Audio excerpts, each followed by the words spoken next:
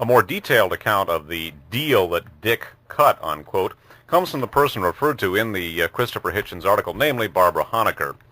Research credit for, well, this article was also provided to us by Mae Brussel, and this is from In These Times, issue of June 24th, 1987. This is an article by Barbara Honecker, again Honegger, with Jim Naureckas, Naureckas. It's headlined, Did Reagan Steal the 1980 Election? And in an introduction to the article, much of the evidence presented here has been previously reported, but the pieces are being put together for the first time by freelance investigative writer Barbara Honecker. She worked in the national headquarters of the 1980 Reagan campaign, and after the election was rewarded with a post as a policy analyst at the White House, where she served until 1982. She brings to her exhaustive research an inside understanding of the Reagan campaign. Honecker knew firsthand the campaign's anxious atmosphere, which may have led Reagan aides to negotiate with Iran, not to secure the hostages' release, but to make sure they stayed in their captors' hands until after the election. In These Times staff writer Jim Naureckas collaborated with Honecker on the following article. The article itself begins, In October of 1980, nothing worried the Reagan campaign so much as the possibility that the 52 hostages held by Iran might come home. The Reagan camp feared that the public perception of President Carter's weakness would evaporate if he could win the captives' release before the election, what Reagan staffers called an October surprise, unquote. But in the campaign's closing weeks, the mood of high anxiety suddenly changed. In late October, Barbara Honecker was working as a researcher for the campaign's Arlington, Virginia national headquarters. We don't have to worry about an October surprise, a jubilant staffer at the campaign's operations center told her. Dick cut a deal, unquote. Dick was Richard Allen, Reagan's chief foreign policy advisor. And the deal, researched by In These Times suggests, was an agreement that Reagan would guarantee post-elections arms shipments to Iran in exchange for delaying the hostages' release until after the November 4th election. Why would the Reagan campaign seek such a seemingly incredible arrangement? Because it saw an October surprise as the campaign's #1 threat. In late fall, surveys still found the election too close to call. Reagan's top pollster, Richard Wertland, predicted that a pre-election hostage release would boost Carter at least 5 or 6 percentage points in the polls, and as much as 10%, giving him a sure victory if the release came before the campaign's final week. The Reagan Revolution would be over before it had begun. Continuing. Operation October Surprise. Reagan's election effort was headed by campaign manager William Casey, who later became CIA director, and Chief of Staff Edwin Meese III, now Reagan's Attorney General. Casey, Meese, and other top Reagan aides met for 30 minutes each morning to discuss the hostage situation, according to journalists Jack Germond and Jules Whitcover.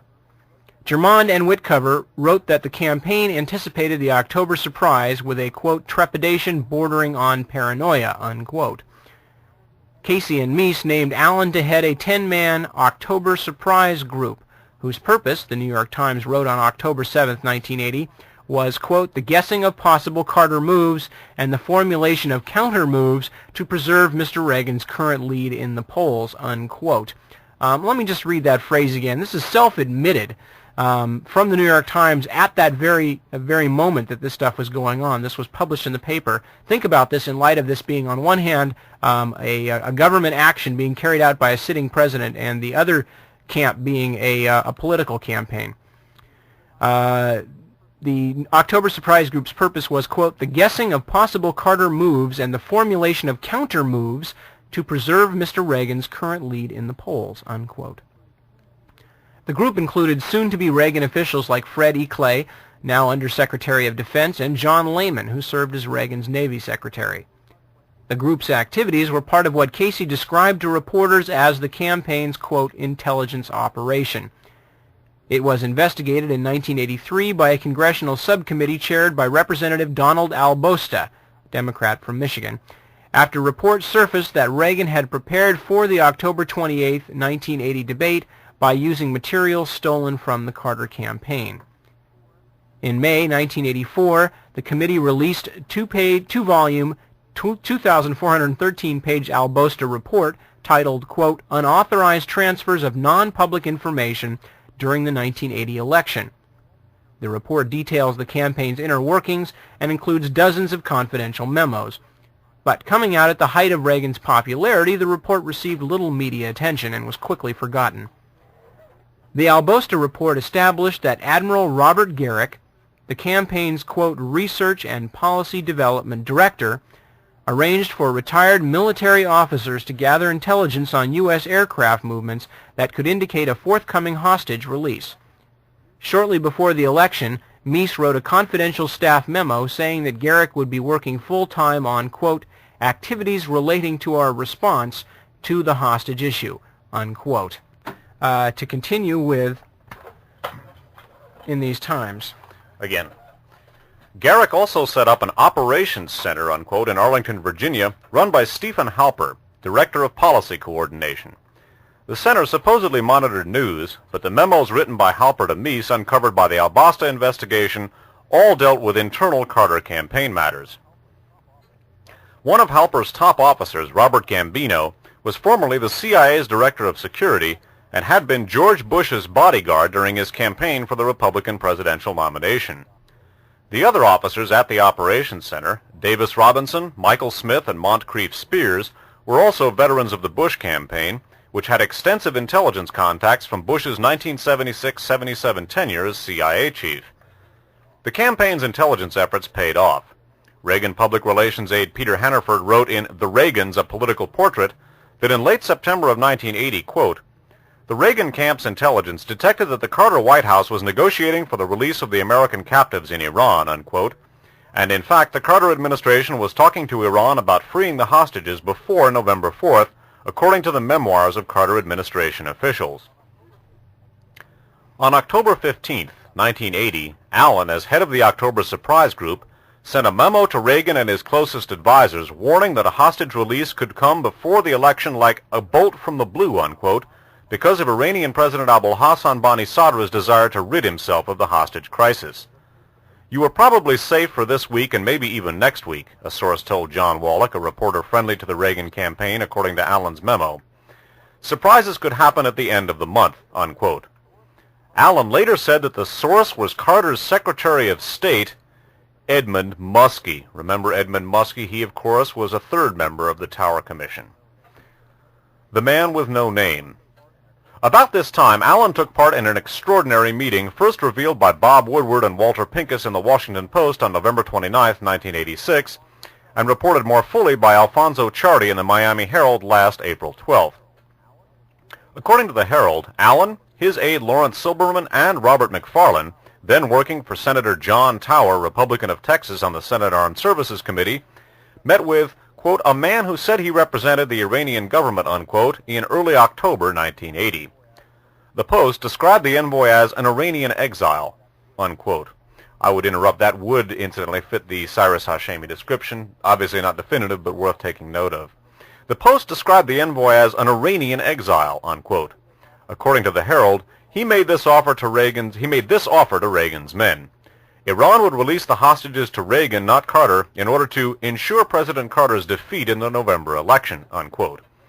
Both Allen and McFarland went on to become national security advisors, from which post McFarland would be responsible for the 1985 secret arms for hostages negotiations with Iran. Silberman was appointed to the federal judiciary by Reagan. McFarland told the Herald he arranged the secret meeting, which took place in a Washington hotel. Quote, an individual claiming to be Iranian approached me and was referred to the Reagan campaign staff, he said. McFarland, Allen, and Silberman all told the Herald that they rejected the offer of a hostage deal between the Reagan campaign and Iran. I said to him, we have one president at a time, Silberman said. Allen claimed that he wrote up minutes of the meeting but later lost them. And all three men maintained that they couldn't remember the name of the person they met with. I would interrupt again. That seems a little unusual that all three of them would suffer such a memory loss given the import of the event. All right, continuing. But the events that followed in the last weeks of October 1980 raised doubts that the deal was dismissed. In his October debate with Carter, Reagan responded to charges that he had a, quote, secret plan for the hostages by saying that his ideas involved, quote, quiet diplomacy, where you don't say in advance or say to anyone what it is you're thinking of doing. And on October 30th, according to journalist Roland Perry, Casey dismissed the danger of a hostage release, saying that if something happened to give Carter the election, quote, it won't be the hostages. Casey, of course, turned out to be right. The Iranians, who once planned to release the hostages before the election, held on to them until long after their release could help Carter. And between October 11th and October 22nd, the Iranians significantly changed their bargaining position. Earlier in the month, according to Carter's National Security Council expert on Iran, Gary Sick, Iran had insisted on receiving American weapons and spare parts paid for by the Shah. But Sick's book, All Fall Down, reports that by October 22nd, Iran had specifically limited its demands to cash assets frozen in the U.S., despite the desperate need for spare parts caused by the September 22nd Iraqi invasion. Such a shift makes sense if Iran knew it would have access to U.S.-made arms under a Reagan administration. Carter's account of his presidency, Keeping Faith, notes that, quote, hardliners in Iran blocked his final efforts to reach an agreement before the election. And Carter's national security advisor, Zbigniew Brzezinski, wrote in his memoirs, quote, our hopes for a positive resolution for the hostage issue were dashed in late October, unquote. On November 4th, the anniversary of the embassy takeover, the hostages were still in Tehran, and Reagan was elected by a wide margin. After the election, Carter finalized a hostage agreement with Iran on favorable terms. No military goods were shipped to Iran, and the U.S. returned only $4 billion of Iran's $12 billion that had been frozen since the crisis began. The hostages remained in captivity until January 20th, 1981, the day Reagan took the oath of office, and they left Tehran minutes after he became president. Bonnie Sauter told the Miami Herald that Iranian officials had, quote, closely coordinated the hostage release with Reagan aides, whose names Bonnie Sauter did not know. One of the Iranians, according to Bonnie Sauter, was Ali Akbar Hashemi Rafsanjani, Speaker of the Iranian Parliament, seen by Carter negotiators as a, quote, hardliner. Rafsanjani later negotiated the 1985 Arms for Hostages deal with McFarlane. The hostages release an upbeat beginning for Reagan's presidency developed a hitch. The unresolved question of Cynthia Dwyer, a journalist arrested by Iran in May 1980 who was not released with the other hostages. In a November 7, 1986 interview on the MacNeil-Lehrer NewsHour, Allen said Reagan had taken a tough line on Dwyer with the Iranians. Quote, get the word out that the deal is off unless she's on the plane, Allen said Reagan had told him. But Reagan could not have called off Carter's hostage deal since Carter had already transferred the $4 billion in frozen funds he had promised Iran. Reagan may have been making an empty threat, but he also could have been referring to a separate deal. Perhaps the deal the Iranian, singular, offered to Allen, Reagan's top foreign policy advisor, that candidate Reagan had worked out with Iran through, quote, quiet diplomacy. Dwyer was released on February 9, 1981, after newly named Secretary of State Alexander Haig said that the outcome of her case would affect U.S. policy toward Iran. Continuing. In 1981, Iran began receiving U.S.-made weapons, arms that may have been a quid pro quo for delaying the hostages' release. The Reagan administration would have faced a problem in upholding its end of a pre-election bargain with Iran. It would be politically impossible to directly supply arms to anti-American Iran. But Reagan had several alternative channels available, including the global network of private arms dealers and the U.S.'s most reliable ally, Israel. Like the 1985's arms shipments that ransomed hostages held in Lebanon, the arms shipped to Iran in 1981 came from Israel, which was required to get prior U.S. approval to sell U.S.-made weapons to third countries. Israel would be the natural intermediary to secretly supply Iran with arms, since the U.S. often uses Israel to supply weapons to countries the U.S. prefers not to arm directly, such as South Africa, Somoza's Nicaragua, and Guatemala under military rule. Israel's defense minister at the time of the 1981 shipments to Iran, General Ariel Sharon, told the Washington Post a year later that the U.S. had been informed of the arms going to Iran and had expressed no objections. The Washington Post reported on November 29, 1986, that Secretary of State Haig gave Israel permission to ship $10 million to $15 million worth of U.S. arms to Iran in 1981. The Post wrote that a key advocate of this plan, which violated stated administration policy, was McFarlane, who had just joined the State Department as a counselor to Haig. The Post reported that these shipments had earlier been discussed by Allen and Morris Amate, an American lobbyist for Israel, in late 1980. This was presumably after Allen's meeting with the Iranian representative.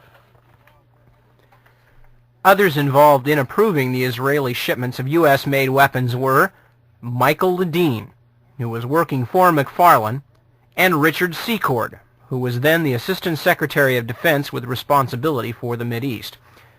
But the arms shipments from Israel may, and I'm missing a line here, the arms shipments from Israel may have been something military supplies Iran received from private arms dealers, maybe only in addition to or only part of. Despite official prohibitions against military sales to Iran, quote, hundreds of millions of dollars worth of U.S.-made military equipment continues to flow to Iran each year, unquote, through private sources, Time magazine reported on July 25, 1983. Several of these arms flows are documented in the National Security Archive's chronology of the Iran-Contra scandal. European Defense Associates, for example, was set up in 1983 to supply Iran with up to $1 billion in advanced weaponry. The company was founded by Colonel Ralph Broman, head of the Pentagon's Office of Defense Cooperation in Paris, and a former CIA officer named Paul Cutter. When the deal was exposed in 1987, Cutter told the New York Times, quote, "We all worked under the umbrella of Defense Department approval." By the way, in quotes, I should say, we've talked about the Cutter case before. He's also known as Paul Seclosha. Continuing, the Reagan administration gave at least tacit approval to these arms sales. Quote, "The U.S. has shown little zeal in enforcing the ban on arms sales to Iran," unquote, Time wrote in 1983. The U.S. government did not make serious attempts to halt private sale of U.S. arms to Iran until after it had begun direct arms negotiations with Iran in 1985. If the Reagan administration approved these weapons shipments, as private arms dealers have charged, then Iran profited greatly by delaying the hostages' release until after Reagan had been elected. In 1980, according to SIC, Carter's negotiators only offered Iran $50 million worth of non-lethal spare parts already paid for by the Shah, withholding those weapons that were, quote, technologically sensitive and or of high lethality, unquote. But since Reagan took office, Iran has received hundreds of millions, if not billions of dollars worth of high-tech U.S. weaponry, enough to carry its war with Iraq into its 7th year. Yet shipments of U.S.-made arms to Iran before 1985 were ignored by the President's hand-picked Iran scandal investigators, the Tower Commission. Tower, the Commission's head, was McFarlane's boss at the time of his October 1980 meeting with the Iranian, as well as Reagan's campaign chief in Texas. McFarlane also worked for Brent Scowcroft, another member of the Commission, when Scowcroft was President Ford's national security advisor. The board's token Democrat was Muskie, Carter's Secretary of State, who, according to Allen, passed vital information about the hostage negotiations to a journalist friendly to the Reagan camp. And one piece of information that we're going to look at in the cover-up programs, which is not mentioned there, is that Brent Scowcroft is also the vice president of Kissinger Associates, Henry Kissinger's very, very powerful international consulting firm. So it's a very, very tight little commission indeed. McFarlane was working for Tower at the time of this deal, and Tower also worked for Brent Scowcroft. Brent Scowcroft now works for Henry Kissinger. Ed Muskie was the guy who apparently, at least according to Allen, helped pass information to him concerning the inner workings of the Carter administration in this regard. It should also be noted, too, as we'll touch on in the cover-up section, Ed Muskie is also a key member of the Council on Foreign Relations, a group heavily influenced by the Rockefellers, going back to the drain on Chase Manhattan and the Rockefeller-Kissinger pressure to get the Shah admitted, resulting in the hostage-taking, as everybody knew, as we indicated.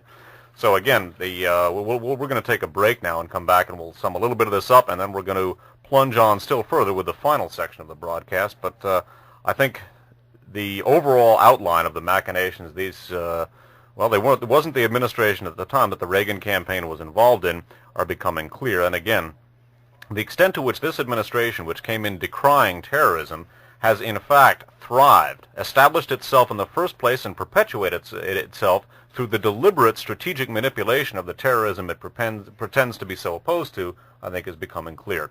It will become clearer in the third section of the broadcast, or the final section of the broadcast. All right, and with that, we are going to take a break. We will be back in a few minutes for the last part of Radio Free America with Dave Emory, myself, Nip Tuck, and we are getting the last bits and pieces here together. So while Dave is grabbing his stuff, I'm grabbing my stuff. What was that you just heard? A couple of nice things. Oh, How Sweet, off of an album of his called The Same Thing, the eponymous, whatever it is, eponymous album, titled the same. Anyway, so we're back, and we are going to finish up. We've been talking about, we just finished reading a long article from In These Times featuring the wisdom of Barbara Honegger, former member of the Reagan team, who was talking about the sabotaging, or the possible sabotaging, of the hostage rescue attempts, or more specifically about the hostage release efforts in general, including negotiations to have the hostages released. But their sabotage by the Reagan campaign operations team, which is in fact, as we have been talking about tonight, part of a larger team that we're calling, for the sake of brevity and clarity, well, brevity yes, clarity no, that we're calling the secret team. And people like William Casey and Richard Allen and others have long since had running connections with Secord, Klein, Shackley, Wilson, Turple et al. And this was one situation where apparently these connections proved quite useful to the Reagan administration.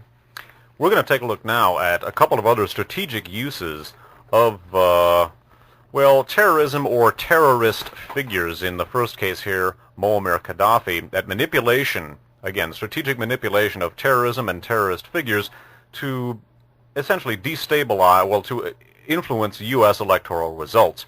Returning again to the defeat of Jimmy Carter in 1980, we're going to return very briefly to something which we took a look at considerable length in our Mediterranean Merry-Go-Round series, our 5-part series about who shot the Pope. The individual concerned here is Michael Ledeen. The scam we're going to be focusing on primarily, Michael Ledeen's breaking of the story about the association between Billy Carter and Muammar Gaddafi of Libya, again, by way of illustrating the strategic use of terrorism to destabilize the Carter campaign. Reading now from the San Francisco Examiner from Sunday, February 1st of 1987. This is a story by Louis Traeger of the Examiner. It reads, it's headlined, Report Names New Key Connection in Iran Arms Scandal. And it reads as follows. A part-time government consultant emerges from a new congressional report as a central figure in the Iran arms sale affair. The prominence may be new for Michael Ledeen, but he has been injecting himself into international scandals for years. Ledeen, quote, appears to have played a key role in the initial contacts between the U.S. and Israel, unquote, on Iran, the Senate Intelligence Committee said Thursday in a report on its investigation of the unfolding scandal. The committee placed the genesis of the arms deals in 1984 and showed that Ledeen played a far heavier role than previously reported. Ledeen sold President Reagan's national security advisor on U.S. Israeli-Iranian contacts in May of 1985, the report said. It added that throughout 1985, Ledeen served as a main U.S. representative in talks that led to the secret arms sales to Iran. The sales were aimed, at least in part, at freeing U.S. hostages in Lebanon. Some of the proceeds were diverted to supporters of Nicaraguan rebels. From his base at a hawkish think tank in Washington, Ledeen, 45, has been a hardline supporter of many anti-communist causes. He has been an outspoken opponent of the Soviet Union and the left-wing government of Nicaragua, and a strong backer of Israel and the late Shah of Iran. He also has made himself into a player in political intelligence controversies, from Billy Carter's dealings with Libya to the assassination attempt of Pope John Paul II. Skipping down in the story, Ledeen is an object of fascination to others, partly because of a long line of intriguing associations. Quote, I understand that Michael travels in interesting circles and gets to meet a lot of people, the former Intelligence Committee Chairman, Senator David Durenberger, Republican of Minnesota, has said. Ledeen has been a foreign policy consultant to top Reagan administration officials off and on since 1981. He works out of the Center for Strategic and International Studies, a think tank. His colleagues there have included Arnaud de Bourgrave, a sometime writing collaborator with Ledeen and editor of the Mooney's Washington Times newspaper, and David Abshire, Reagan's new special counselor on the Iran-Contra affair. Before the current scandal, Ledeen was probably best known as a leading advocate of the view that Soviet bloc intelligence agencies were behind the 1981 assassination attempt of Pope John Paul II. That theory was generally discredited last year when the central witness, gunman Mehmet Ali Ajah, declared himself Jesus Christ and offered to raise the dead. Ledeen often writes media reports critical of both the U.S. administration and international terrorism for conservative publications such as Commentary and The New Republic. During the 1980 campaign, Ledeen and de Borgrave broke the scandal about the dealings of President Carter's brother Billy with Libya. A former official of an Italian spy agency said he provided the information to the authors, but Ledeen has declined to discuss the matter. Interjecting, that former Italian intelligence officer is Francesco Pazienza, involved in, among other things, the P2 Lodge, lurking around the attempt on the life of Pope John Paul II, and a number of other things. We'll be touching back on some of those Mediterranean merry-go-round connections in our next program on the subject. This will be on September 13th, 2 weeks from this evening. Ledeen has acknowledged to the Wall Street Journal that he worked for an Italian spy agency as a consultant in the early 1980s. But Friday he would say only that he did, quote, banal and routine research for the Italian government. His friend, Theodore Shackley, was an intelligence person, unquote.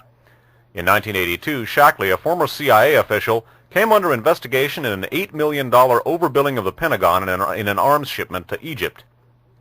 Ledeen interviewed with the prosecutor according to the recent book Manhunt by Peter Maas. The book quoted Ledeen as saying that if Shackley was involved, the money might have gone to a covert operation.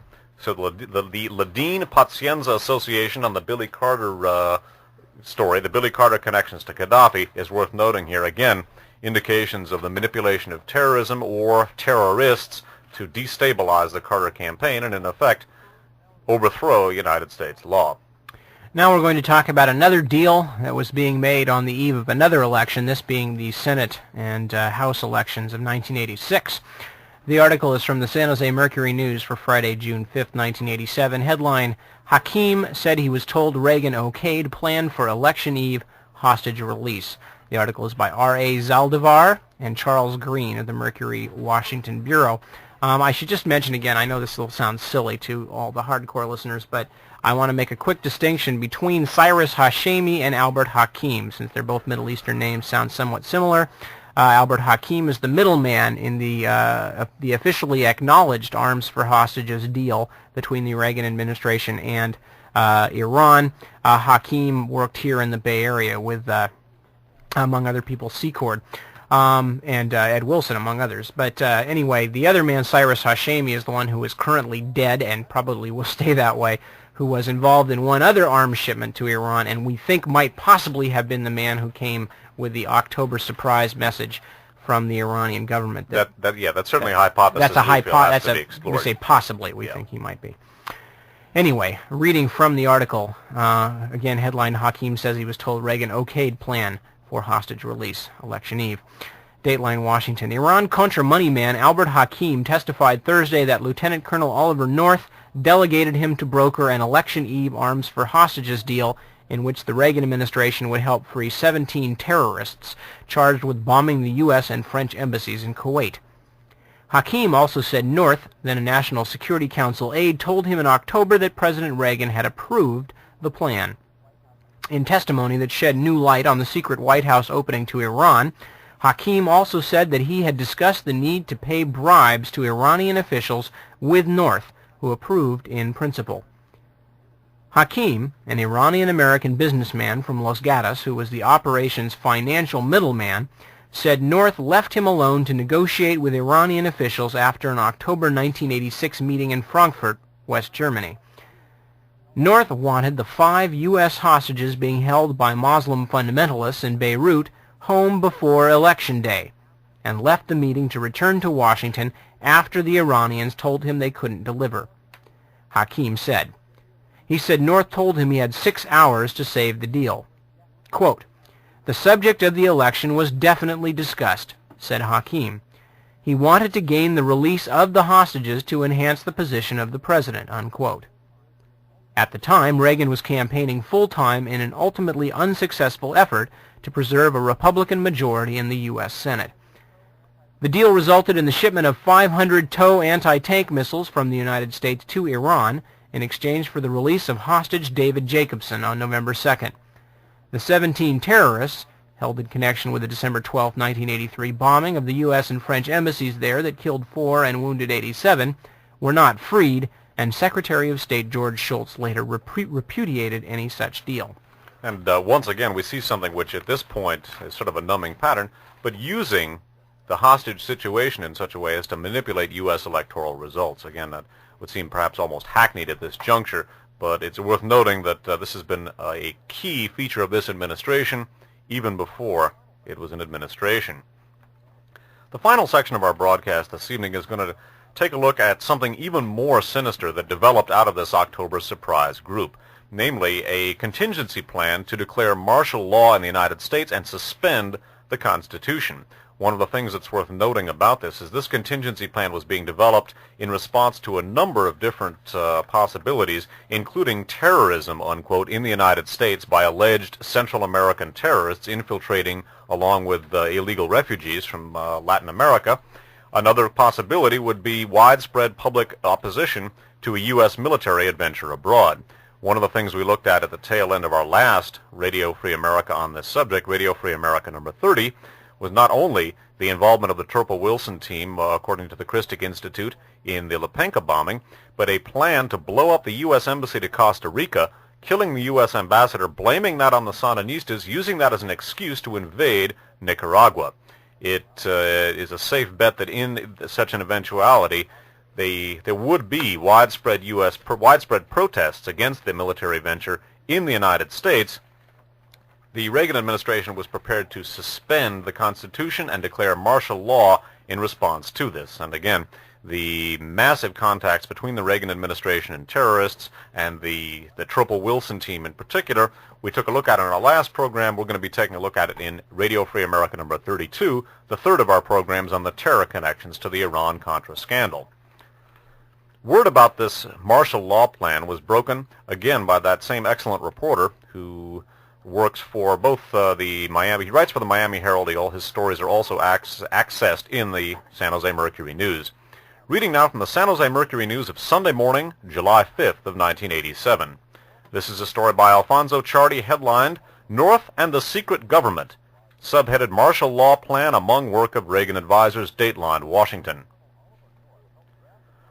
Marine Lieutenant Colonel Oliver North helped draft a plan in 1984 to impose martial law in the United States in the event of an emergency, inspiring a sharp protest by then Attorney General William French Smith, according to government officials. The secret plan called for suspension of the Constitution, turning control of the government over to the Federal Emergency Management Agency, appointment of military commanders to run state and local governments, and the declaration of martial law in the event of such a crisis as a nuclear war, violent and widespread internal dissent, or national opposition to a U.S. military invasion abroad. North's involvement in a proposal to radically alter American government by executive order in a time of crisis is evidence that he was involved in a wide range of secret activities, foreign and domestic, far beyond the Iran-Contra affair, according to officials. The chief counsel of the Senate Iran-Contra Committee has declared in an unreleased memo that North was at the center of what amounted to a secret government within a government, unquote. Skipping down on the story. The contingency plan was being written as part of an executive order or legislative package that Reagan would sign and hold within the National Security Council until such time as a severe crisis arose, an administration official said. It is not known whether Reagan signed the plan. Investigators now believe that from 1983 to 86, North's office in the old Executive Office building adjacent to the White House was the heart of an informal secret structure involved in far more than the sale of arms to Iran and the funding of the undercover war in Nicaragua. North's influence within the secret structure was so great, the sources said, that he was able to have the orbits of sophisticated surveillance satellites altered to follow Soviet ships around the world, call for the launching of high-flying spy aircraft on secret missions over Cuba and Nicaragua, and become involved in sensitive domestic activities. Some of Reagan's closest friends and advisors, including former National Security Advisor William Clark, the late CIA Director William Casey, and Attorney General Edwin Meese, were part of that informal secret structure, according to several congressional investigators and government officials. Skipping down still further. But according to the sources, the administration's propensity for secret activities may have had its beginnings in an October 1980 decision by Casey, then Reagan's campaign manager, to create a so-called October Surprise Group to monitor President Jimmy Carter's feverish negotiations with Iran for the release of 52 American hostages. The group, led by former campaign policy advisor Richard Allen, was founded out of concern that Carter might pull off an October surprise, unquote, such as a last-minute deal for release of the hostages before the November 4th election. One of the group's first acts was a meeting with a man who claimed to represent Iran and who offered to release the hostages to Reagan. Allen and another campaign aide, Lawrence Silberman, in April told the Miami Herald of the meeting and said that McFarlane, then a Senate Armed Services Committee aide, arranged and attended it. McFarlane later became Reagan's national security advisor and in 1986 played a key role in the Iran-Contra affair. Allen and Silberman said the offer, which they said they rejected, was aimed at ensuring Reagan's victory. Congressional investigators now link another well-known campaign incident, the theft of confidential briefing materials from Carter's campaign before the October 28, 1980 Carter-Reagan debate, to the same secret group.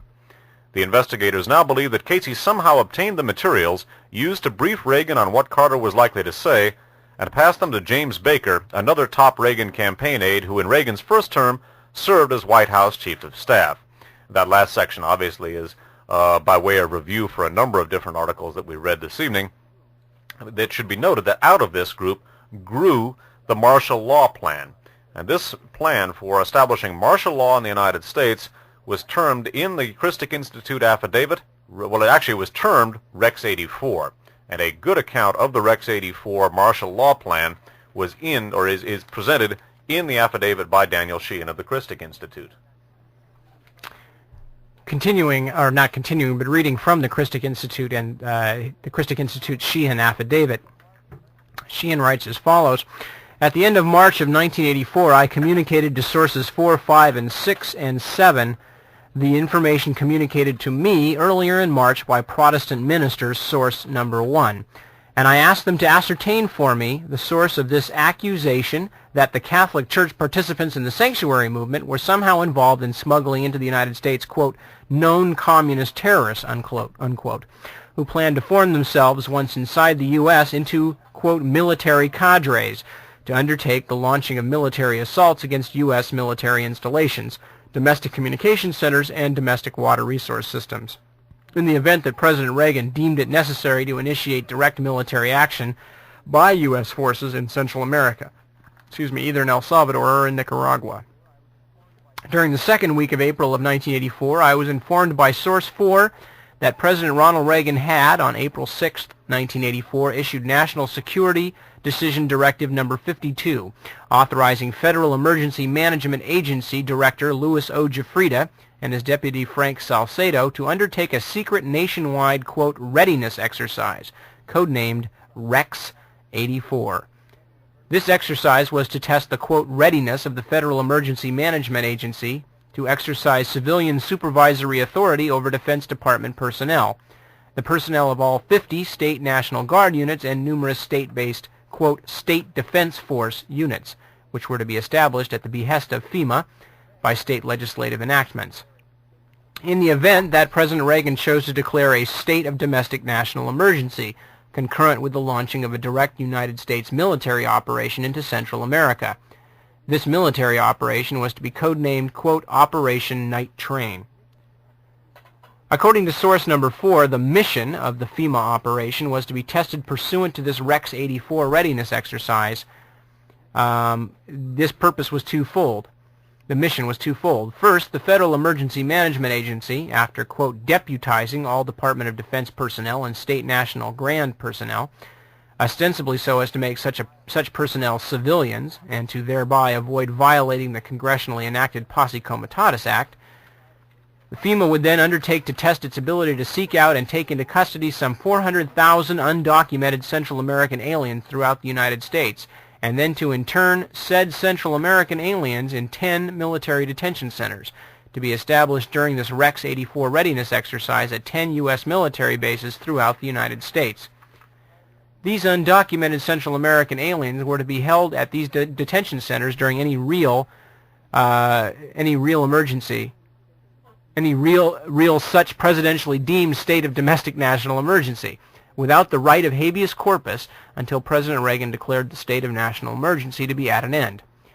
The second mission of the FEMA operation to be tested pursuant to this Rex 84 readiness exercise was the distribution by FEMA from U.S. military bases under the supervision of United States Department of Defense through the state National Guard units down into the hands of civilian, state legislature-created state defense forces of hundreds of tons of small arms and ammunition, ostensibly to be used by their civilian domestic law enforcement, quote, deputies to enforce domestic laws during the pending of the presidentially declared state of national emergency.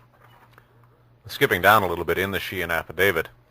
During the third week of April of 1984, source number 7 obtained for me an introduction to source number 8, a member of the legal division of the Federal Emergency Management Agency, the office headed up by FEMA General Counsel George Delt, D-E-L-T. Source number 8, who was known by source number 7 to be an honest and trustworthy source of information based upon source number 7's direct experience with him, was shocked that I had such accurate information concerning the content of Presidential National Security Decision Directive number 52. But he expressly confirmed the accuracy of the intelligence report given to me by source number 4 concerning the twofold mission of Rex 84. Source number 8 expressed directly to me a high degree of fear and anxiety about the legality of what was being planned by FEMA General Counsel George Jett, J-E-T-T, FEMA Director Louis O. Giuffrida, G-I-U-F-F-R-I-D-A, and FEMA Deputy Director Frank Salcedo, S-A-L-C-E-D-O. Source number 8 reported to me that he had never before seen inside FEMA such an intense level of security concerning any program. Source number 8 reported to me that FEMA General Counsel George Jett had ordered the installation of a special metal security door into the hallway on the 5th floor of the FEMA building in Washington, D.C., behind which door all of the planning for Rex 84 was being conducted. Indeed, source number 8 reported to me that even long-standing employees of the Civil Defense Division of the Federal Executive Department, possessing the highest possible security clearances, were not being allowed through the newly installed metal security door on the 5th floor of the FEMA building to have access to the planning of Rex 84. Source number 8 reported that only FEMA Director Louis O. Giuffrida, his Deputy Director Frank Salcedo, FEMA General Counsel George Jett, and a few other men whom source number 8 noticed all wore a small, red Christian cross or crucifix pin on the lapel of their suits, were even allowed through the metal security doors on the 5th floor of the FEMA building to have access to Rex 84 information. Through a source number 9, I was able to obtain a series of federal documents from inside FEMA which tend to confirm the above reported description of the FEMA activities reported to me during April of 1984.